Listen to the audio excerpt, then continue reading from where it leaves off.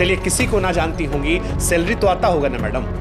Salary में note पे जो बापूजी बने होते, महात्मा गांधी जी, उनको तो जानती होंगी ना। हाँ, महात्मा गांधी जी।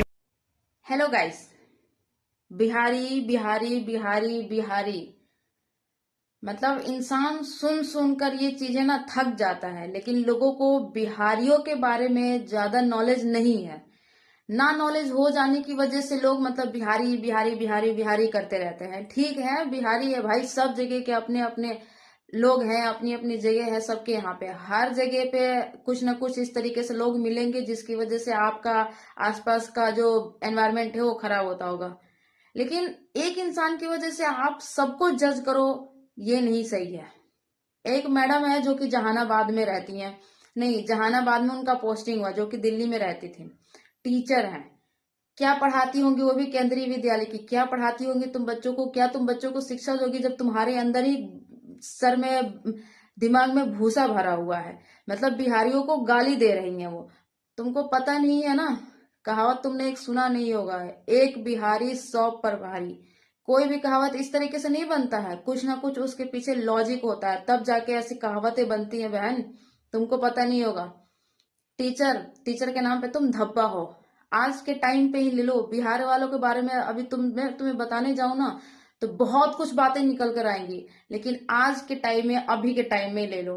खान सर के बारे में नाम सुना होगा ना, बिहार के ही है। कोई भी ऐसे पूरी दुनिया में कोई ऐसा इंसान नहीं होगा जो खान सर को नहीं जानता होगा। बाकी लोगों की तो बातें हम बाद में करेंगे। आज के टाइम में उनका एक नाम ही बस काफी है, खान सर। जो कोई ऐसा इंसान नहीं होगा जो उनको नहीं जानता होगा। और रही बात तुम बिहार वालों के बारे में गाली देने पे लगी हो, अगर बिहार वाले अपना सब कुछ छोड़ छाड़ देना तो इंसान भूखे मर जाएगा। किसी के पास खाने के लाले पड़ जाएंगे सबके पास। समझ में आया? बिहार वाले बिहारी बिहारी, जहां देखो वहां पे सब ऐसे मुंह उठा के बिहारी बोल देते हैं। अब बिहारी अगर अपने औकात पर आ जाए ना तो फ्रेंड्स, आज मैं वीडियो रोस्ट करने वाली हूँ शुभांकर मिश्रा के। वो भी बता रहे हैं, मतलब आज के टाइम पे मतलब उस जो मैडम है उसको सस्पेंड कर दिया गया। सस्पेंड क्या, मैं तो कहती हूँ ऐसे इंसान को धरती पे रहने के लायक ही नहीं है, जो कि इंसान को इंसान नहीं समझे। जहां पे तुम रह रही हो वहीं पे लोगों को गाली दे रही हो इस तरीके से। तो चलिए फ्रेंड्स, हम बिहारी होने पे गर्व करते हैं और बिहार वालों के बारे में सुनते हैं शुभांकर मिश्रा से, वो हम लोगों के बारे में क्या कहते हैं। आप धार्मिक हैं? चलिए, पता नहीं, लेकिन बौद्ध धर्म, जैन धर्म का उदय जो है वो भी बिहार में हुआ था। दुनिया में जब भी शांति का पाठ पढ़ाया जाता है तो गौतम बुद्ध का नाम आता है। क्या आप जानती हैं मैडम कि गौतम बुद्ध जी को ज्ञान की प्राप्ति इसी बिहार के बोधगया में हुई थी। महावीर स्वामी जैन धर्म के 24वें तीर्थकर भी इसी बिहार के वैशाली जिला में पैदा हुए थे। यानी बिहार जो है मैडम, वो बौद्ध और जैन धर्म की जड़ें हैं, सारी दुनिया में प्रसिद्धि है। अच्छा चलिए, बहुत पीछे नहीं जाते हैं, थोड़ा नजदीक आते हैं। 1857 की क्रांति के बारे में तो मैडम सुना ही होगा आपने, हो सकता पढ़ी भी हो। 1857 की क्रांति में बिहार के वीरों ने ही अंग्रेजों के खिलाफ बढ़ चढ़कर हिस्सा लिया था। चलिए, किसी को ना जानती होंगी, सैलरी तो आता होगा ना मैडम। सैलरी में नोट पे जो बापूजी बने होते, महात्मा गांधी जी, उनको तो जानती होंगी ना। हाँ, महात्मा गांधी जी ने भी आजादी की लड़ाई इसी बिहार के चंपारण से शुरुआत की थी, सत्याग्रह किया था। और यही सत्याग्रह चंपारण से शुरू हुआ था, वो बाद में अंग्रेजों के खिलाफ एक बहुत बड़े आंदोलनों में सेक रहा था। मैडम, जिस बिहार के सिविक सेंस पर आप गंदे गंदे भद्दे भद्दे अश्लील कमेंट्स कर रही थी ना, उसी बिहार से निकला हुआ एक व्यक्ति भारत का पहला राष्ट्रपति बनता है। नाम तो सुना होगा आपने, डॉक्टर राजेंद्र प्रसाद। हाँ, डॉक्टर राजेंद्र प्रसाद, पढ़ा भी होगा, शायद पढ़ाया भी होगा। इसी बिहार के सीमांत से थे मैडम। जेपी का नाम सुना मैडम आपने? जयप्रकाश नारायण, एक ऐसा नेता जिसने बिहार की भूमि से एक ऐसी चिंगारी जलाई थी जो दिल्ली पहुंचते पहुंचते ज्वाला बन गई और देश की प्रथम महिला प्रधानमंत्री इंदिरा गांधी जी की मजबूत सरकार का तख्ता पलट करवा दिया था। भ्रष्टाचार के खिलाफ आजाद भारत का जो सबसे पहला सबसे बड़ा आंदोलन था, इन्हीं जेपी की अगुवाई में हुआ था। आज देश में बहुत नेता मैडम जो जेपी के चेले चपाटे हैं, वो जेपी जी भी बिहार से ही थे। पता नहीं मैडम, एक शिक्षक होते हुए आपको बिहार की शिक्षा और साहित्य के बारे में कितना मालूम है, लेकिन हम आपको बता दे रहे हैं कि सिविल सेवा की परीक्षाओं में भी बिहार का हमेशा से दबदबा रहा है। हर साल बड़ी तादाद में बिहार के युवा यूपीएससी की परीक्षा को पास करते हैं और बड़ी तादाद में आईएएस, आईपीएस, आईएफएस बिहार से बनते हैं। दुनिया का सबसे पुराना हिंदू मंदिर जो है मैडम, वो भी बिहार से है। अब भारत वो देश है जो दुनिया में सबसे प्राचीन मंदिरों और इमारतों को लेकर जाना जाता है। दुनिया भर से तीर्थयात्री भारत में इन मंदिरों को दर्शन करने आते हैं। लेकिन आप जानती हैं मैडम, सबसे पुराना मंदिर जो है वो बिहार के कैमूर जिला के कौरा क्षेत्र का मुंडेश्वरी मंदिर है। कहा जाता है कि 3री या 4थी शताब्दी में इसका निर्माण हुआ था। सबसे ज्यादा लोग यहीं जाते हैं, पूजा जाता है। चलिए, वाईफाई का तो इस्तेमाल करती होंगी ना मैडम आप, डेटा इंटरनेट फ्री वाला मिल जाता होगा, सबको मजा आता है। क्या आप जानती हैं कि दुनिया का सबसे लंबा वाईफाई जोन जो है वो बिहार की राजधानी पटना में है? हाँ जी।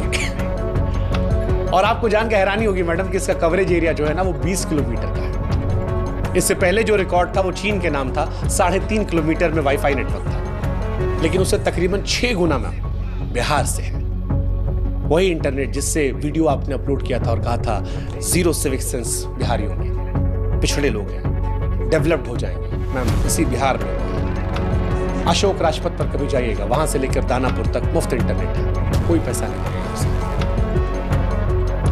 आप कहती हैं कि बिहार सबसे पिछड़ा। दुनिया का सबसे बड़ा ऊंचा लंबा स्तूप जो है वो भी बिहार में मैडम, बिहार राज्य में ही केसरिया स्तूप, गूगल कर लीजिएगा, सबसे ऊंचा और सबसे बड़ा बौद्ध स्तूप है। चंपारण जिले में पटना शहर से लगभग 110 किलोमीटर उत्तर में केसरिया कस्बे में मिलेगा। यह माना जाता है इसका निर्माण मौर्य काल में हुआ था और आज एक महत्वपूर्ण ऐतिहासिक पुरातात्विक स्थल है। दुनिया भर से पर्यटक इसे देखने आते हैं। क्या आप जानती हैं मैडम कि देश का सबसे पुराना हाईवे जो है वो बिहार में 2400 किलोमीटर लंबा? हाँ,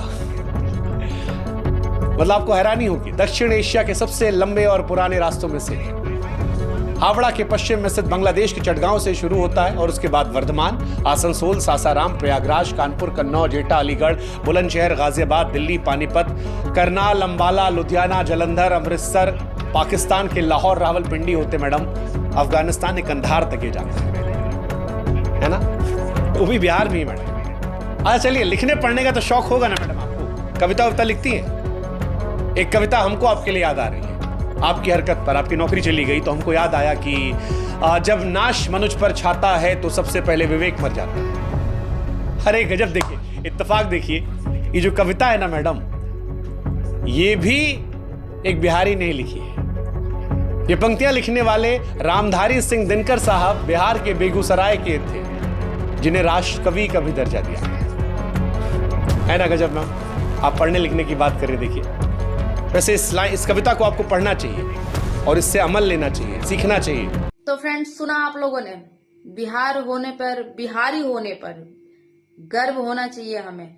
और कितने लोग हैं जो बिहार से इस वीडियो को देख रहे हैं? अगर बिहार से इस वीडियो को देख रहे हैं ना, तो प्लीज बिहार पे हमें गर्व है, ये कमेंट करना ना भूलिए। बहुत सारे लोगों को ना, बहुत सारे लोगों के अंदर ये मेंटेलिटी सही में बैठ गया है कि मतलब बिहारी बिहारी बिहारी। अरे मैं कहती हूँ कि ना, अगर बिहारी जिस जिस जगह पे है, अगर वो जगह वो छोड़कर चले गए ना, तो ससुरे खाने के लाले पड़ जाएंगे। जिनके भी आसपास बिहारी रहते हैं ना, उन लोगों को खाने के लाले पड़ जाएंगे। क्योंकि आज के टाइम में जितनी मेहनत बिहार वाले करते हैं ना, शायद ही किसी के अंदर इतनी हिम्मत होगी कि वो इतना मेहनत कर जाए। समझ में आया मैडम? मैडम नहीं, जितने भी लोग हैं, जितने भी इंसान जो बिहार के बारे में उल्टा सीधा बोलता है ना, सबके लिए ये वाली बातें है। समझते क्या है, मेरे को ये समझ में नहीं आता है। यहाँ पे इंडिया में रहकर बिहार बिहार करते हो, वही लोग जब इंडिया से किसी और देश में बाहर जाते हैं ना, तो सब जब उनके ऊपर बोलते हैं ना कि ये भारतवासी है, भारतवासी है, तो उनके ऊपर क्या बीतता होगा, कोई समझ में आता है? वैसे ही जब हम इंडिया में रहकर, बिहार एक राज्य है, सबसे बड़ा राज्य बिहार हमारा है, लोग बिहारी बिहारी करते हैं। और वही लोग जब बाहर देशों में जाते हैं कमाने के लिए ना, तो वहां पे जब उनको वो रिस्पेक्ट नहीं मिलता ना, जब मिलना चाहिए, तब उनको समझ में आता होगा कि क्या खो दिया और क्या पा लिया। तो फ्रेंड्स, ये रहा आज का वीडियो। आप लोगों को कैसा लगा प्लीज एक प्यार कमेंट करके जरूर बताइए। वीडियो अच्छा लगा तो मेरे चैनल को लाइक सब्सक्राइब जरूर करिए। मिलते हैं ऐसे ही एक नेक्स्ट वीडियो में, तब तक के लिए बाय बाय। जहाँ रहिए खुश रहिए।